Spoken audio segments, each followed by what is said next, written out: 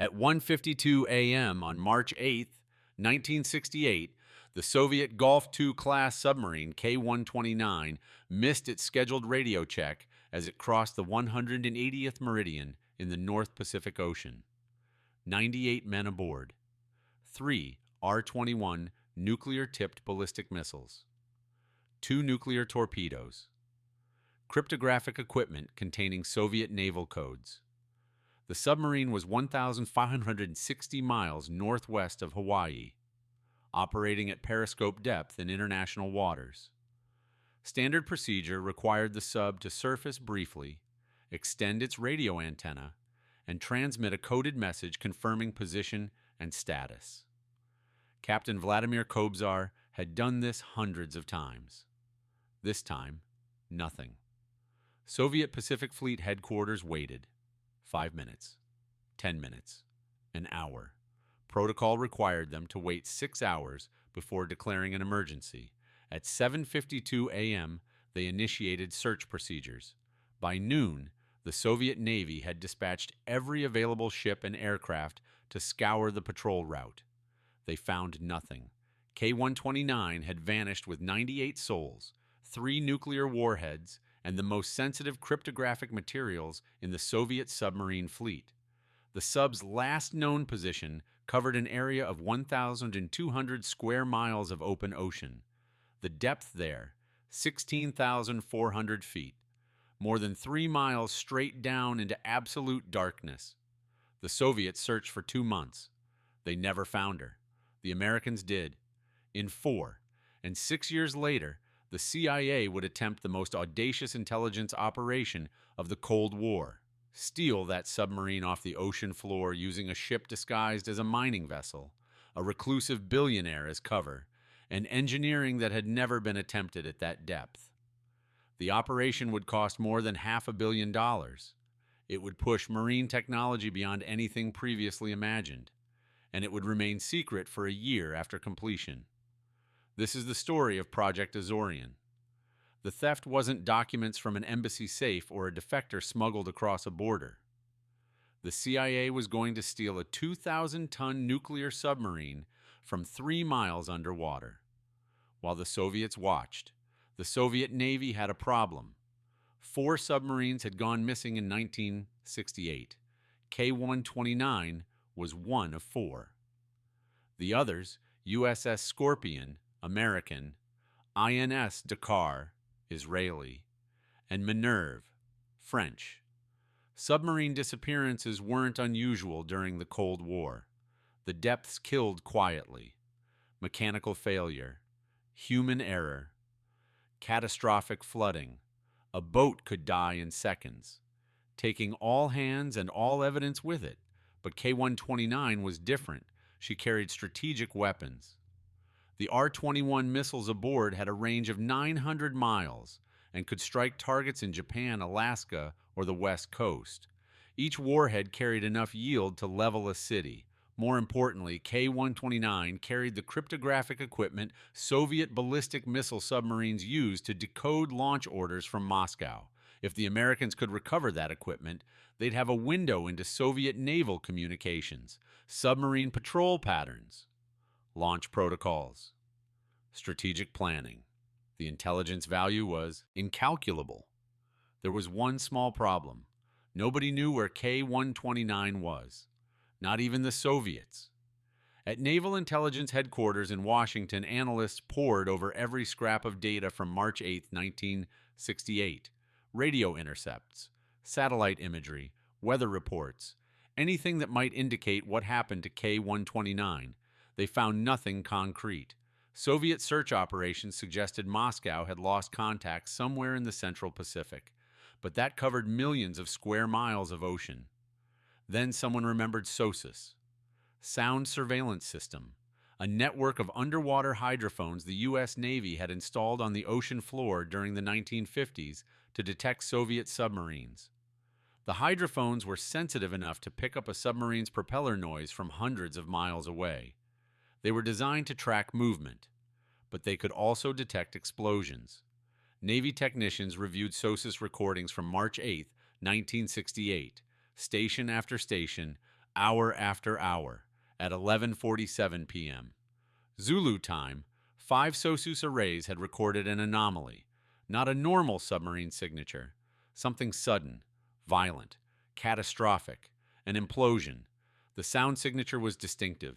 When a submarine sinks below its crush depth, the hull collapses inward with enormous force. Water rushes into the void at supersonic speed. The shock wave propagates through the ocean like thunder.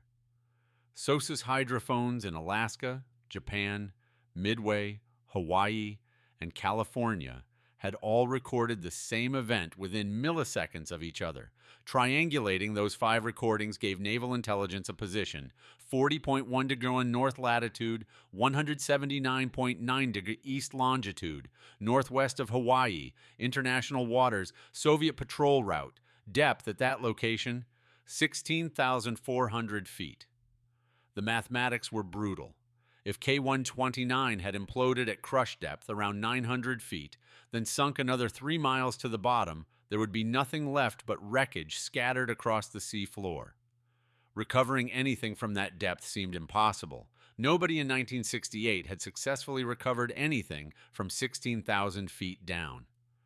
The deepest salvage operation in history was USS Squalus in 39, 245 feet. This was 66 times deeper.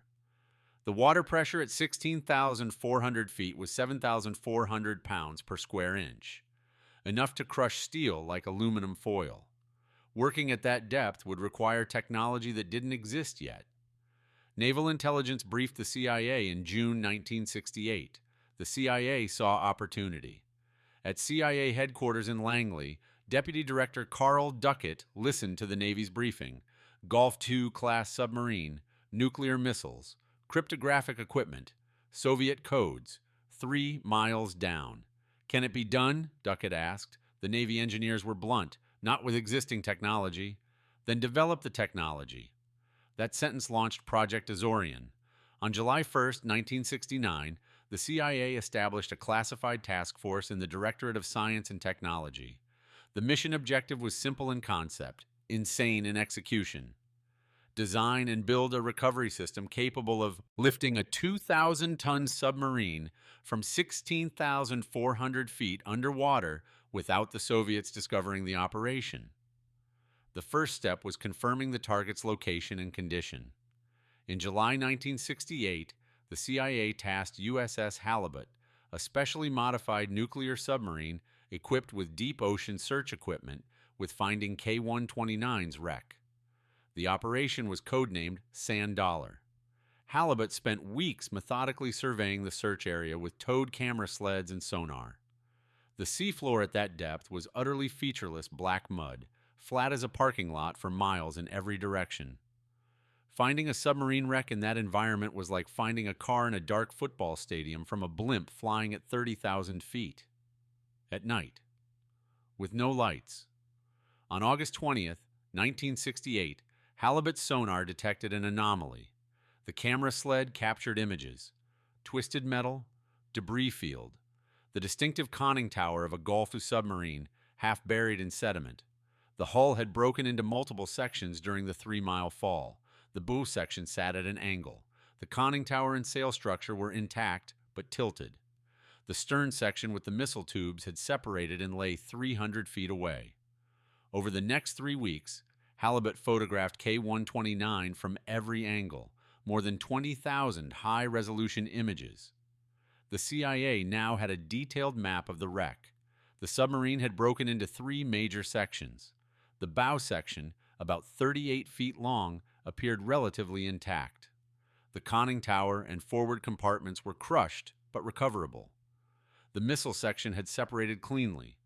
The photographs revealed something critical. The nuclear missiles were in the middle section.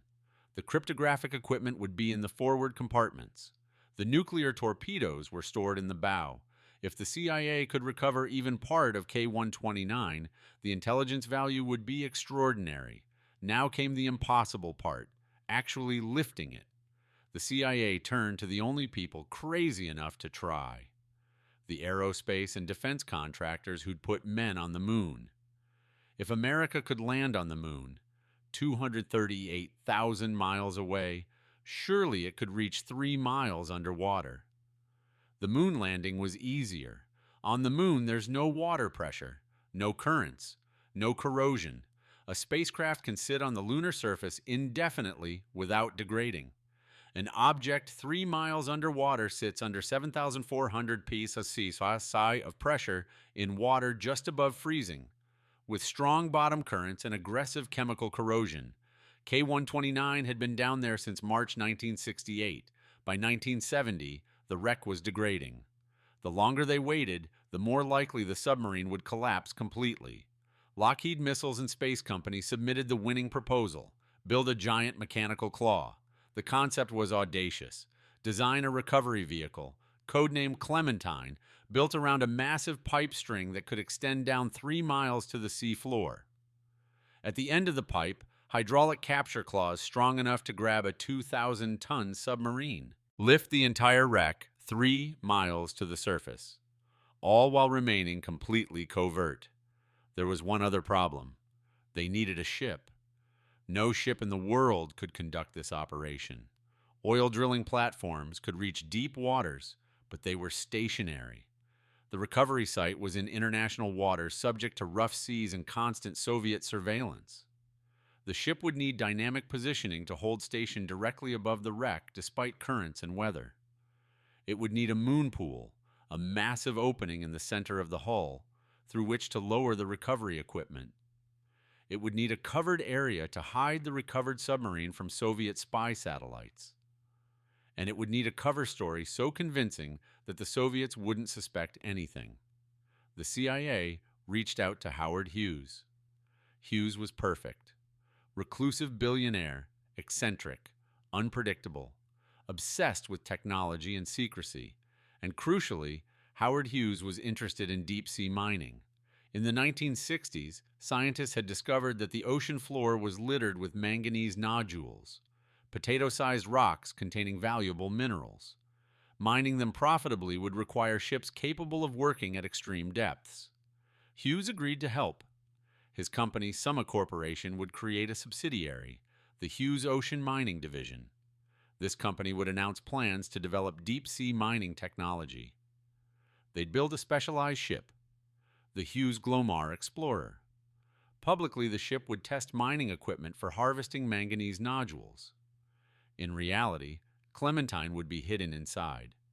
Construction began in 1971 at Sun Shipbuilding in Pennsylvania. The ship's specifications were extraordinary: length 618 feet, beam 116 feet, displacement 50,500 tons. The Glomar Explorer was designed around a massive moon pool, a rectangular opening 199 feet long and 74 feet wide, running through the center of the ship from the main deck to the keel. Above the moon pool, engineers built a massive gimbaled platform and derrick that could lower the recovery claw through the moon pool to the sea floor. The pipe string, the 3-mile-long assembly that would connect the ship to the claw, was an engineering marvel. Each section of heavy-lift pipe was 60 feet long and weighed several tons. The complete string comprised over 250 sections, with enough tensile strength to lift 16 million pounds from the ocean floor.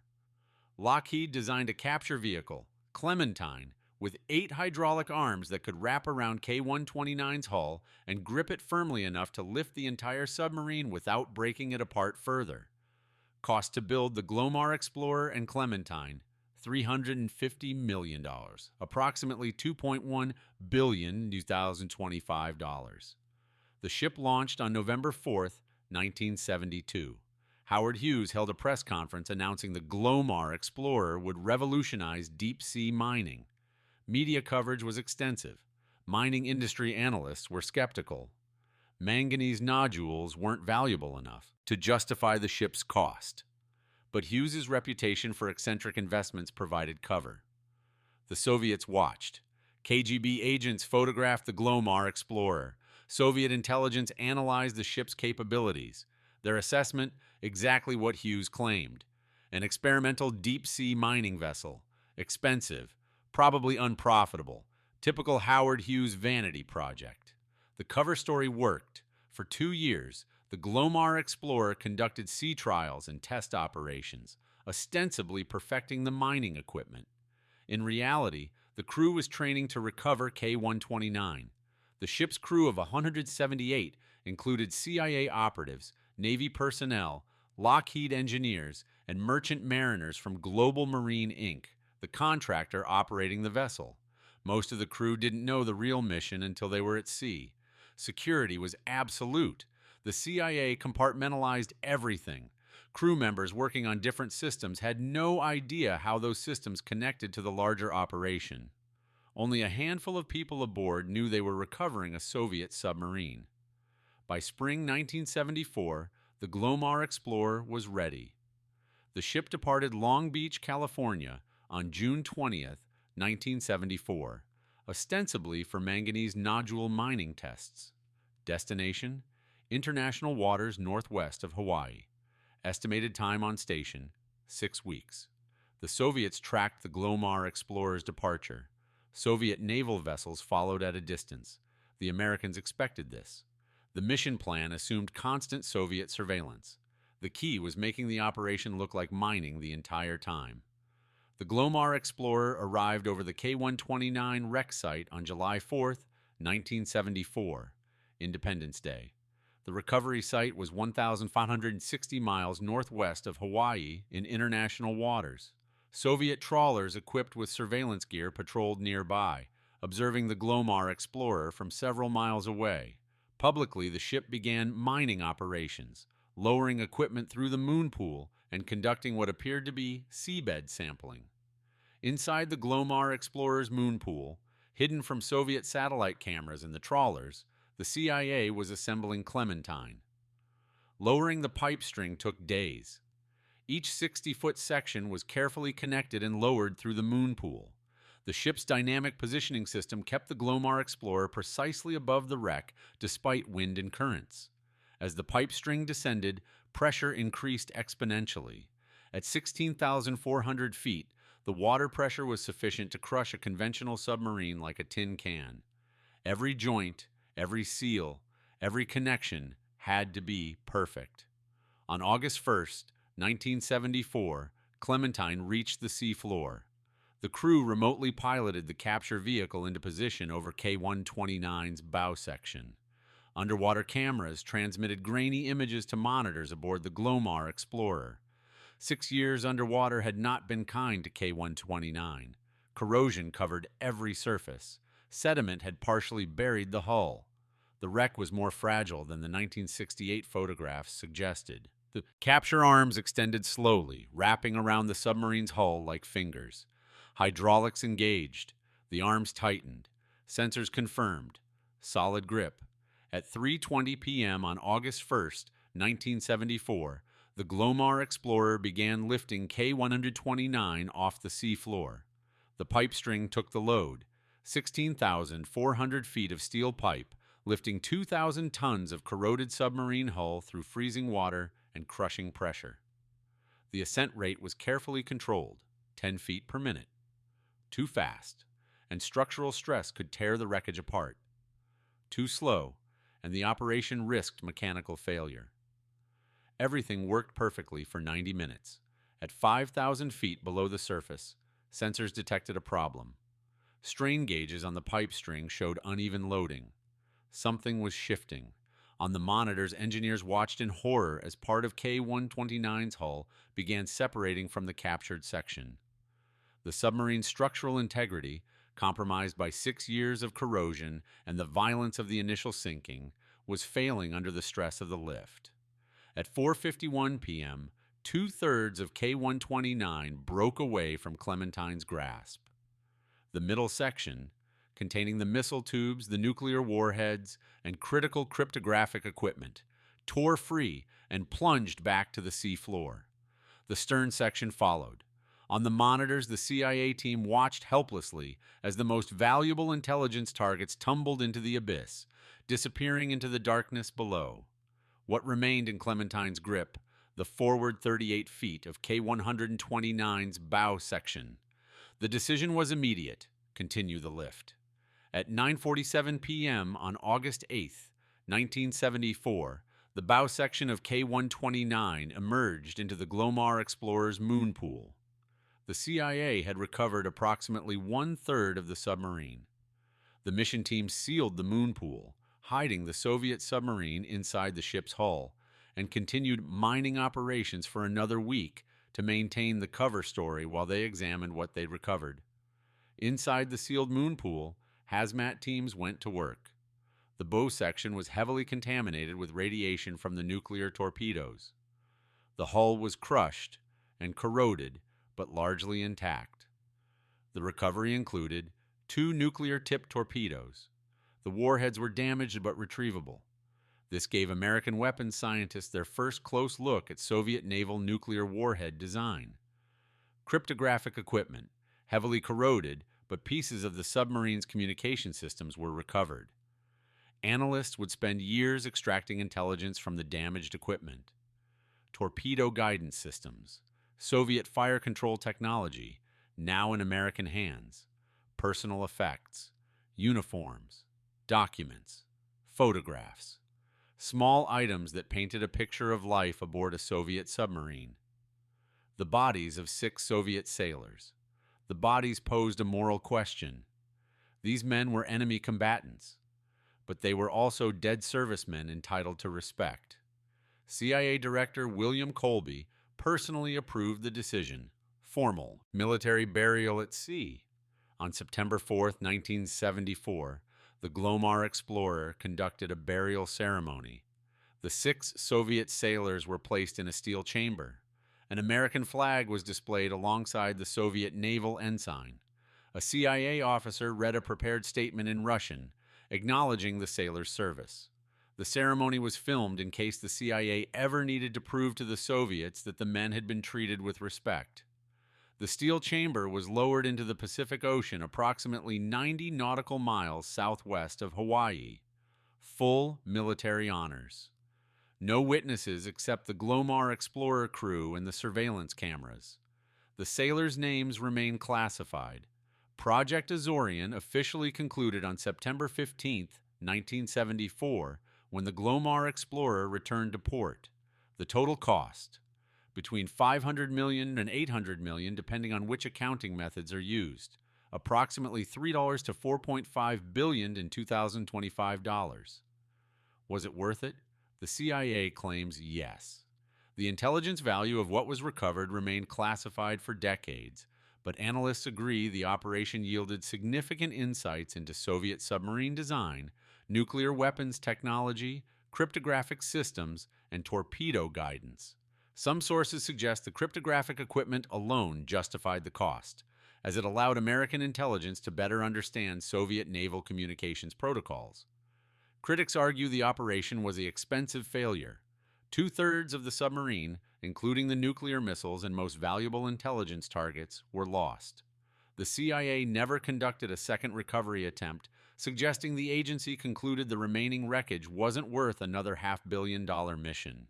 The truth is probably somewhere between. Project Azorian recovered valuable intelligence, but fell short of its ambitious goals. The mission proved the CIA could conduct extraordinarily complex covert engineering operations. It advanced deep-sea recovery technology by decades, but it didn't recover the nuclear missiles or the complete cryptographic systems it was designed to capture. The operation remained classified until March 1975, when journalist Jack Anderson broke the story. Anderson had received tips about a secret CIA mission involving Howard Hughes and a mysterious ship. Despite repeated pleas from CIA Director William Colby to suppress the story, Colby argued that revealing the operation would endanger national security and compromise future intelligence operations. Anderson went public with a nationally syndicated radio broadcast on March 18, 1975. The CIA had secretly attempted to raise a sunken Russian submarine from the Pacific Ocean floor, Anderson reported. Using a ship built by Howard Hughes under the cover of a mining operation, the agency conducted one of the most expensive and secretive operations of the Cold War. The exposure was catastrophic for the CIA's cover story. Media outlets worldwide picked up the story. The New York Times, Los Angeles Times, and Washington Post published detailed investigations. Suddenly, Project Azorian was international news. The Soviet reaction was surprisingly muted. Soviet naval officials acknowledged that K-129 had been lost in 1968, but Moscow never publicly confirmed that the CIA had recovered part of the submarine. Soviet intelligence almost certainly knew. KGB agents in the United States had likely been tracking the operation. But the Kremlin chose not to make it a diplomatic incident. Why? Two theories persist. First, acknowledging the CIA's success would force Moscow to admit it had lost a ballistic missile submarine in the first place, a major embarrassment for the Soviet Navy. Keeping silent allowed both sides to maintain deniability. Second, Soviet intelligence may have known more than they revealed. Some intelligence analysts believe the KGB was aware of Project Azorian from the beginning and allowed it to proceed because they wanted to see what technology the Americans would develop. The Glomar Explorer's capabilities would inform future Soviet deep-sea recovery operations. Whatever the reason, the Soviets never officially protested Project Azorian. Howard Hughes died in 1976. His role in Project Azorian remained one of the eccentric billionaire's most closely guarded secrets. Hughes never publicly acknowledged the operation. The Hughes Ocean Mining Division was quietly dissolved. The cover story of deep-sea mining had served its purpose. The Glomar Explorer had an afterlife. After Project Azorian, the ship was mothballed for several years in Suisun Bay, California. In 1978, the Navy briefly considered using it for a second attempt to recover the rest of K-129, but abandoned the idea as too expensive and too risky politically. In the 1980s, the ship was converted into a legitimate deep-sea drilling platform and renamed GSF Explorer. It worked in oil exploration until 2015, when it was finally sold for scrap. The massive claw, Clementine, was removed and reportedly scrapped, though some components may have been preserved at classified government facilities. The fragments of K-129 that remain on the seafloor at 16,400 feet are still there. The nuclear warheads, now buried in sediment and corroded beyond recovery, will remain entombed in the Pacific Ocean for millennia. The radioactive materials will eventually decay, becoming indistinguishable from the surrounding seabed. The wreck site has never been officially marked. The exact coordinates remain classified, though they've been published in various declassified documents and investigative reports. No nation has claimed ownership of the wreck. Under international maritime law, K-129 remains property of the Russian Federation, as successor state to the Soviet Union, but Russia has never attempted salvage operations. The 6 Soviet sailors buried by the CIA in September 1974 lie in an unmarked grave 90 miles southwest of Hawaii. The CIA's burial film was delivered to the Russian government in 1992, after the fall of the Soviet Union. Russian officials watched the footage and expressed appreciation for the respect shown to their sailors. The sailors' families were finally notified in 1993, 25 years after K-129's disappearance, that their loved ones' bodies had been recovered and buried with military honors. The families were not told how much of K-129 was recovered or what intelligence the CIA extracted from the wreckage. Project Azorian created an unexpected legacy: the Glomar response. During the 1975 media firestorm, journalists filed Freedom of Information Act requests demanding CIA records about Project Azorian. The CIA faced a dilemma. Confirming the operation would compromise intelligence sources and methods. Denying it would be an obvious lie. So the CIA invented a third option. We can neither confirm nor deny the existence of the information requested. This non-denial denial became known as the Glomar response, and it remains standard government practice today. Whenever agencies receive FOIA requests about classified operations, they issue Glomar responses. The phrase entered the legal lexicon, appearing in thousands of court cases and government filings. Project Azorian's most lasting contribution, a bureaucratic phrase for saying nothing while saying something. Today, Project Azorian is taught at CIA training facilities and Navy engineering schools as a case study in covert operations and deep-sea engineering. The operation demonstrated that with sufficient resources, creative thinking, and ruthless secrecy, intelligence agencies could accomplish missions that seemed impossible. The lessons learned from Project Azorian influenced subsequent covert operations. The CIA's successful development of a massive ship under commercial covers proved the value of using corporate fronts for intelligence work. The engineering advances, particularly in dynamic positioning, deep water lifting, and remote manipulation, accelerated development of offshore oil drilling technology. Techniques developed for Clementine's construction directly influenced modern deep-sea robotics, but the operation also highlighted the limits of ambition. No matter how much money or engineering you throw at a problem, sometimes physics wins. K-129's corroded hull couldn't withstand the stress of a 3-mile lift. Two-thirds of the submarine, the most valuable intelligence targets, fell back to the seafloor. The CIA got a partial victory at extraordinary cost. The debate continues. Was Project Azorian a brilliant success or an expensive failure? Intelligence historians argue both sides. The success camp points to the recovered nuclear torpedoes, cryptographic equipment, and weapons systems. The intelligence value, they argue, justified the cost. The CIA demonstrated capabilities that shocked Soviet intelligence. Moscow never again underestimated American technical intelligence operations. The failure, camp counters that the mission fell short of its primary objectives. The nuclear missiles, the highest value intelligence targets, were lost. The cryptographic systems were so damaged by corrosion that much of their intelligence value was compromised. The cost was astronomical. $800 million could have funded hundreds of human intelligence operations with potentially greater intelligence returns. The truth is simpler. Project Azorian was both. It succeeded in recovering part of K-129 from depths no one had reached before. It failed to recover the complete submarine as planned. It advanced technology. It cost a fortune. It remained secret until a journalist exposed it. It's remembered both as an intelligence coup and as an example of CIA hubris. That ambiguity is appropriate. Intelligence operations rarely offer clean victories. They're messy, expensive, partially successful, and often compromise future operations when exposed.